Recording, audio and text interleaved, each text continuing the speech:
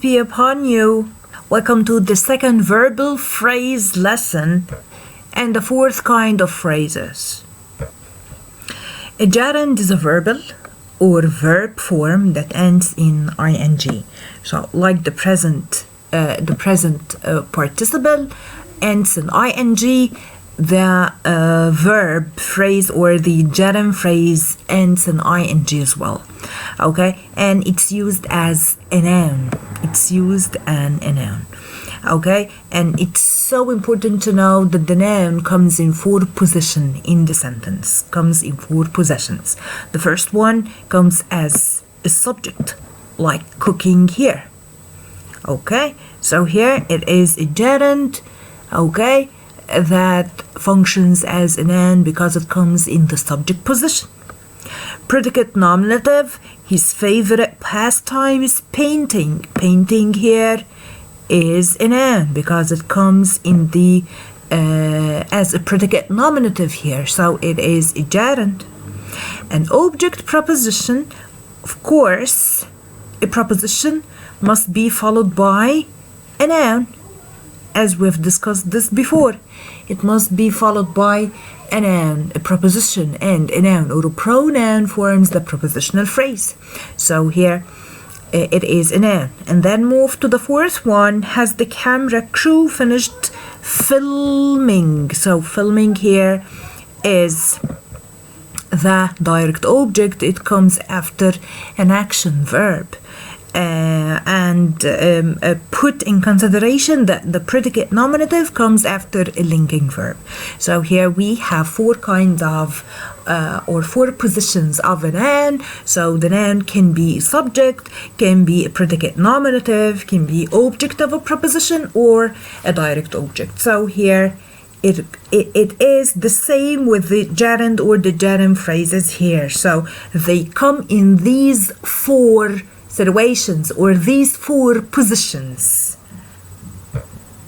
Here, do not confuse a gerund with a present participle used as a part of a verb phrases or a phrase or as an adjective. So the gerund simply functions as a noun.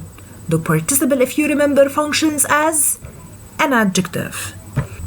As usual, the gerund phrase consists of the gerund and its modifiers and complements. The gerund phrase is used as a noun, and let's discuss the examples for further clarification. The first one. Approaching the dog slowly was the most sensible idea. Approaching, it's already bold. Okay, approaching the dog slowly. First of all, it comes in the which position of those subject or predicate nominative, object or direct object? What do you think? So it is in the beginning of the sentence, and it's followed by the main verb of the sentence, simple predicate. So it is, yes, it is the subject of the sentence, but instead of having the subject as a noun or a pronoun, we have it as a gerund here. Approaching is the gerund. The dog slowly, so those 3 words modify approaching. Approaching what? Approaching the dog. How? Slowly. Okay, so we have here that dog slowly modify that gerund approaching. Okay, that functions as a noun because it comes in the subject position in that sentence. The poem celebrated the gentle blossoming of a rose. Again, where is the gerund? Blossoming. Okay, is it modified? Yeah, by the gentle and the blossoming of what? Of a rose. Okay, so here the main noun here, or the most important word here, is blossoming. Okay, and the rest are modifiers. So here you have to consider this as one phrase. The gentle blossoming of a rose. Okay, so it comes in which position from those? Look, it comes immediately after an action verb. Celebrated. What do they celebrate? The gentle blossoming of a rose. So this is direct object. This is the direct object. Move to the third one.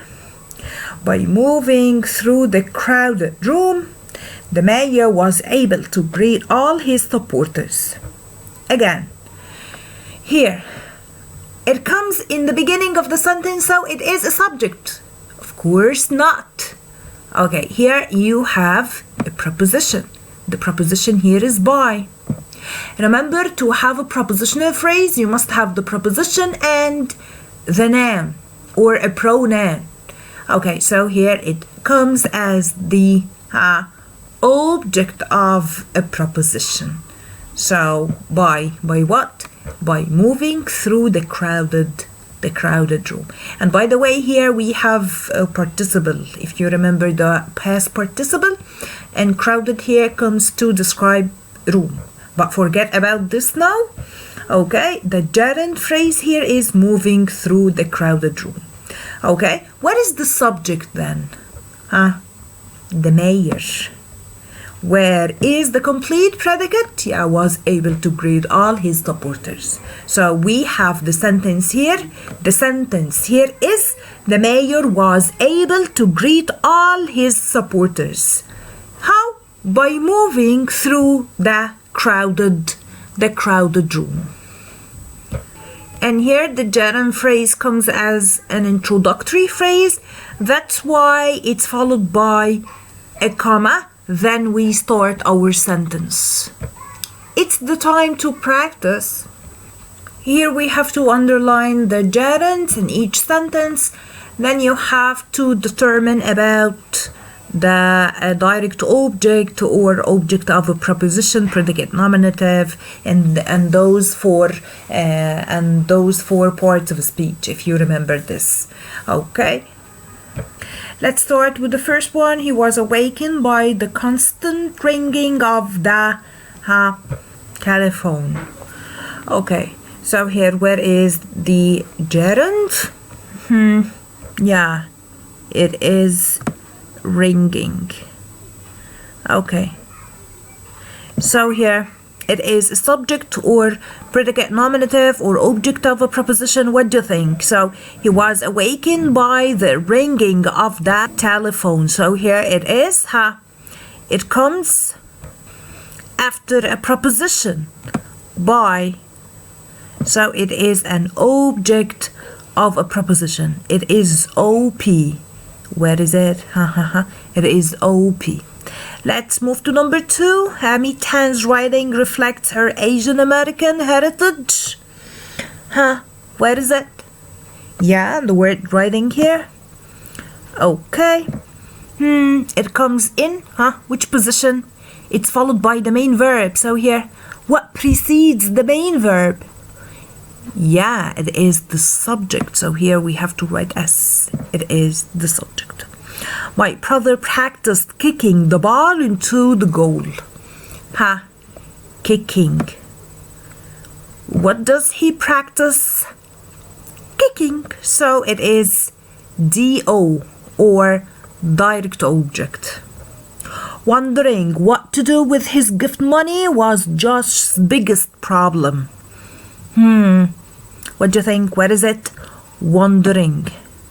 And it comes in the subject position. He could hear the banging of the drums in the distance. Banging. What could he hear?